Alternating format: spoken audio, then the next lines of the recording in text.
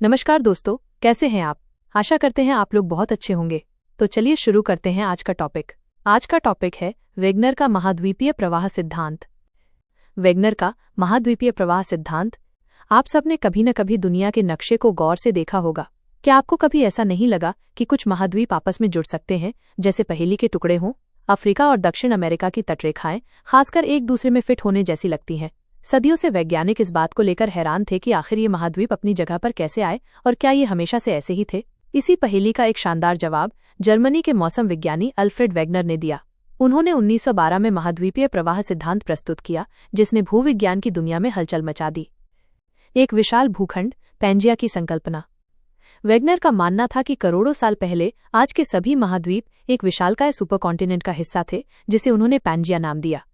इस पैंजिया का मतलब है पूरी पृथ्वी। उनके अनुसार इस पैंजिया के चारों ओर एक विशाल महासागर था, जिसे पैंथालसा कहा गया। कल्पना कीजिए, आज के 7 महाद्वीप एक साथ जुड़े हुए एक ही बड़े भूभाग का निर्माण कर रहे हैं।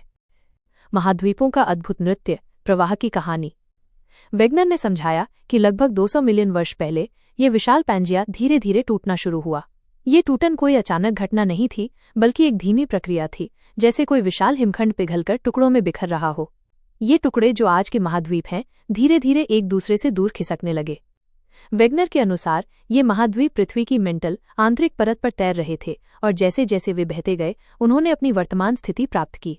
ये एक तरह का अद्भुत नृत्य था, जहां विशाल भूखंड हजारों लाखों वर्षों में अपनी जगह बदलते रहे। वेगनर के प्रमाण, भूगर्भीय साक्ष्य। वेगनर ने अपने सिद्धांत को साबित करने के लिए कई ठोस प्रमाण दिए। महाद्वीपों की समरूपता। जैसा कि हमने पहले देखा, दक्षिण अमेरिका और अफ्रीका की तटरेखाएं एक दूसरे से बिल्कुल मिलती हैं, जैसे उन्हें एक साथ जोड़ा जा सकता हो।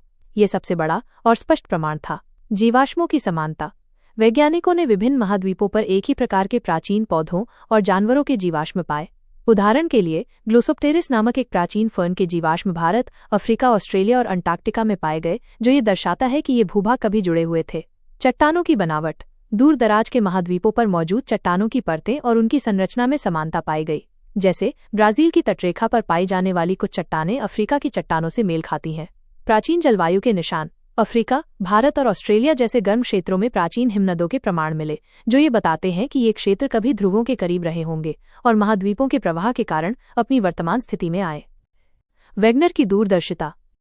शुरुआत में वेगनर के सिद्धांत को काफी विरोध का सामना करना पड़ा, क्योंकि वो महाद्वीपों के प्रवाह के पीछे की सटीक शक्ति को पूरी तरह से समझा नहीं पाए थे। हालांकि उनकी दूरदर्शिता और प्रस्तुत किए गए प्रमाणों ने बाद में प्लेट विवर्तनिकी सिद्धांत की नींव रखी, जिसने वेगनर के विचारों को और पुख्ता किया और ये बताया कि आखिर महाद्वीप क्यों और कैसे चलते हैं।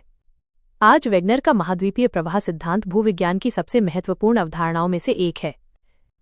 तो दोस्तों, ये था वेगनर के महाद्वीपीय प्रवाह सिद्धांत के बारे में। उम्मीद है आपको यह जानकारी रोचक और ज्ञानवर्धक लगी होगी।